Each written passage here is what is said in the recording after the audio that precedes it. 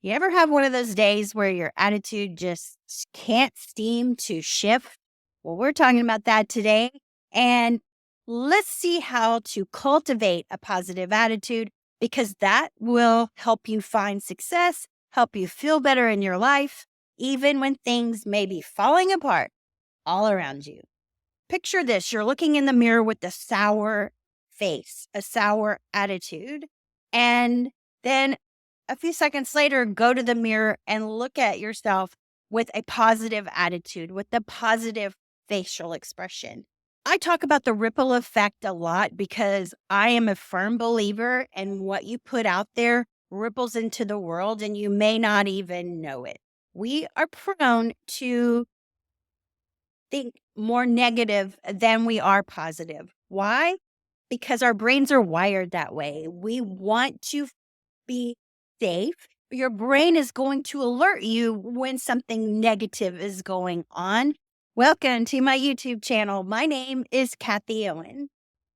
Let's talk about a reality transurfing quote that I'm going to pull from the book right here. The circumstances of a person's life are not only created by their actions, but also by the nature of their thoughts.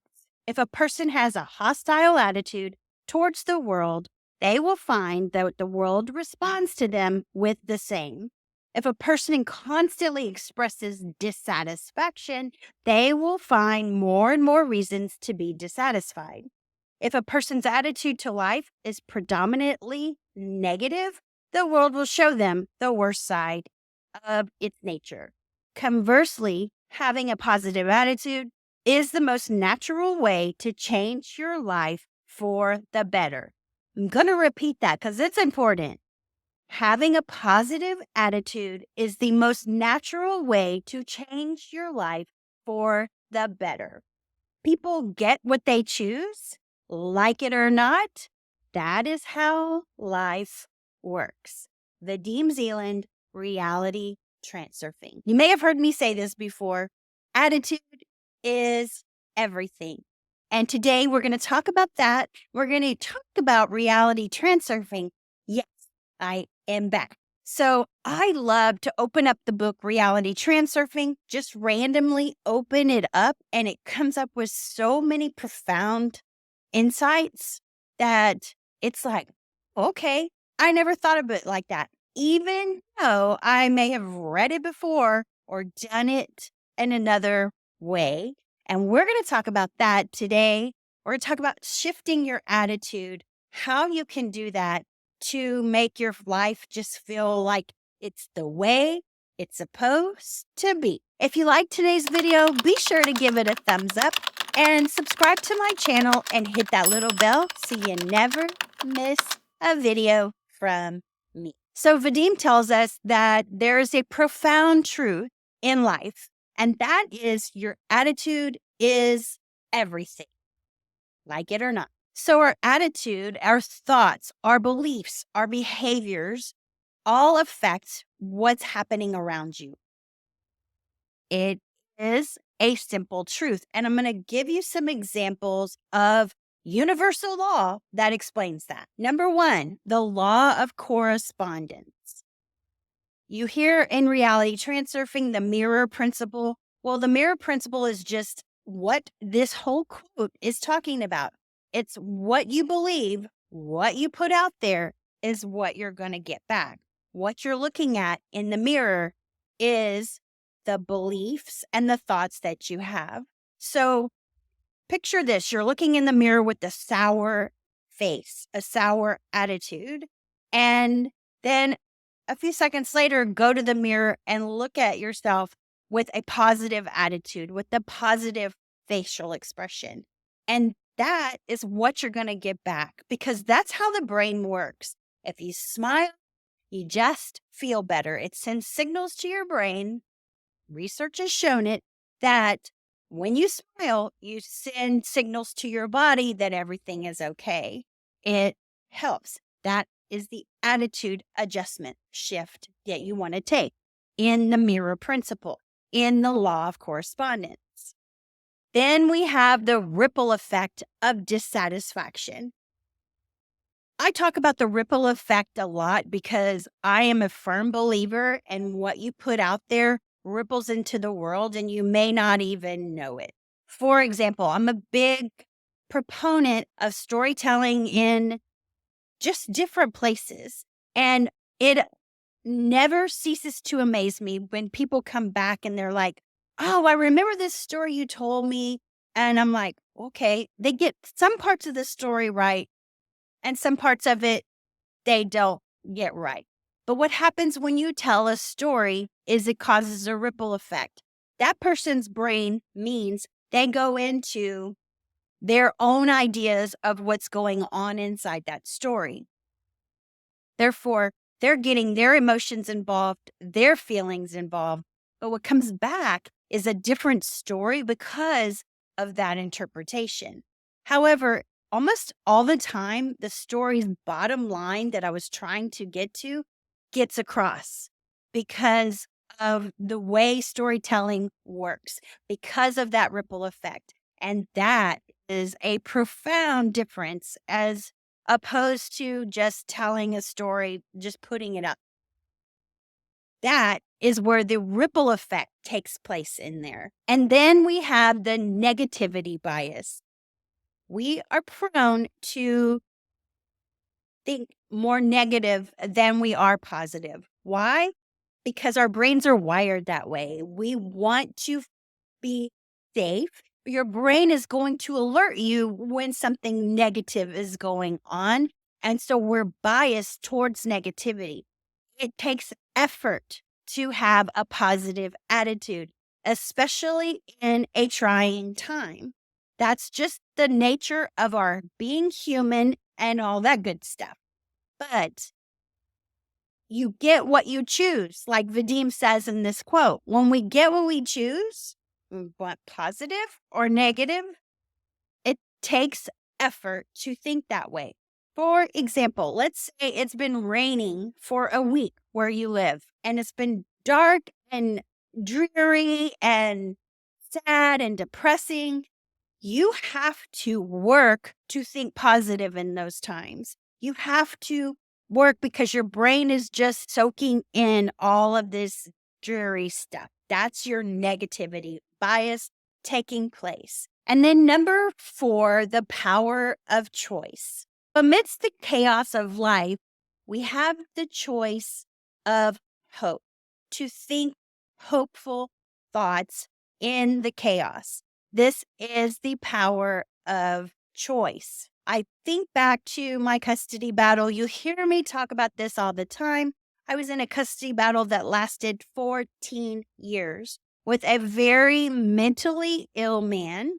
But this person is still like 25 years later, still suffering from his mental illness. And it's having a ripple effect, like we just talked about, but it's having a ripple effect on his life. What happened with me? I chose the power of hope, the power of a positive thought processes, and I took what they call the higher road. By doing that, it shifted my perspective of everything. I just let go of all my attachments. I dropped importance, all the things that we talk about in reality transurfing, and it affected everything. My ripple effect became a positive one that's now coming back to me. You know how a ripple will go out, and then also when it's real close in, it's just very profound and very many ripples take place. And so my ripple effect is a positive one, but his was not so positive, and it's taking its effect on him. But that is what it is. I mean, I don't wish that on him. And actually, I pray Ho'oponopono over him and hope for the best, if that makes sense. So I have bonus downloads on reality transurfing, on dealing with pendulums. You are welcome to and download that. I have a link to that in the show notes and description below. And let's get back into the video. So the first 4 things that are actionable steps that are from this quote in the book Reality Transurfing are the law of correspondence, the ripple effect of dissatisfaction, the negativity bias, and the power of choice. So let's talk about some practical strategies that can help you cultivate a positive attitude. Number one, you're going to know it's coming. An attitude of gratitude shifts everything. For example, like when I was talking about the rainy days and you're just tired of the rain, you could take an attitude of gratitude with that rain and look at things like, look at different things you could be grateful for. Maybe it's the birds chirping, or maybe it's just the simple raindrop ripple effect that we were talking about. You can always find something to be grateful for in any situation. Gratitude practice is very helpful. Number two, challenge those negative thoughts. Just challenge them. Just see why they are even there. Ask them, why do I have to complain about this certain situation? Challenge that and break it down and become aware of your unconscious beliefs about that. So if you are stuck in traffic, for example, and you're really getting angry and mad and talking about why you're going to be there, challenge those thoughts. Why don't you think of it in a different way? Why don't you find something to listen to that you can take advantage of, that you're going to be just stuck in traffic? You have to pay attention to the road, but you can listen to a podcast. You could listen to a book. You could listen to a podcast. Those kind of things can help you overcome the dissatisfaction of being stuck in traffic, and you will challenge those negative thoughts. Number three, surround yourself with positivity. Your environment plays a crucial role in your attitude. That's just a given. So if you're going to surround yourself with positive things, like I just talked about in that example, when you're stuck in traffic, you surround yourself with a positive podcast, learning experience. You could even surround yourself with positive friends and a good environment with that, or go to an environment where you feel a positive influence on yourself. Another thing I like to think when it comes to environment and surrounding myself with positivity is establishing a hobby. Find something you enjoy doing that's going to bring you relaxation and also enhance that positive attitude and shift your perspective in the moment. Practice mindfulness meditation. Cultivate a habit of becoming mindful and quieting the inner chatter. We talk to ourselves more than we talk to anybody else. And I like the quieting of the mind and understanding, and questioning those thoughts. And also just letting go of attachments when you're practicing your mindfulness meditation. It helps tremendously. Affirmations and visualization. I like the word auto-suggestion instead of affirmations just because I'm suggesting to myself to have a positive attitude. I'm suggesting to myself to let go of expectations of what I think or how I think things are supposed to be. Your subconscious mind takes everything literally.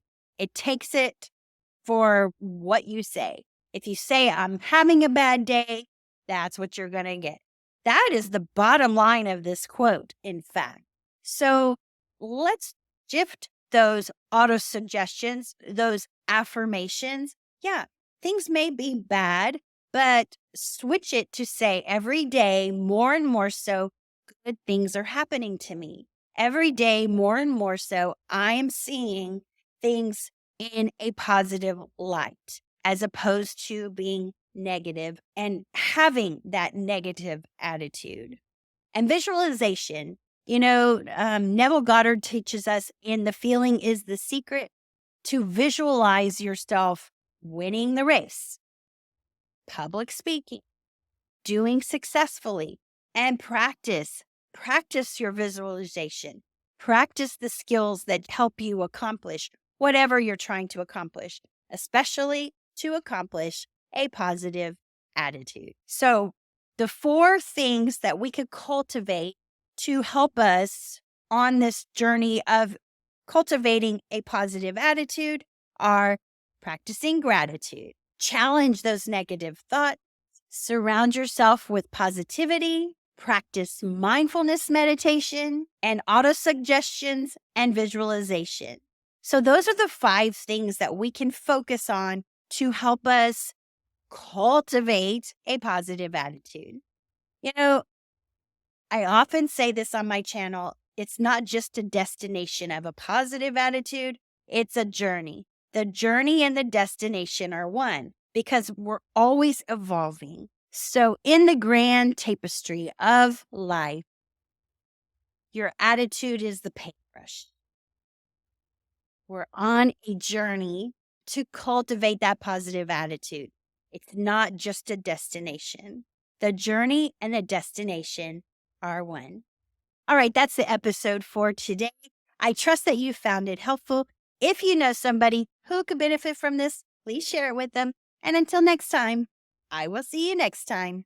Peace out and namaste. Yeah.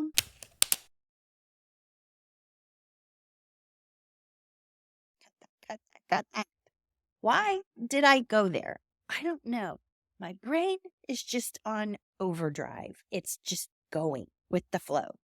It happens in real life.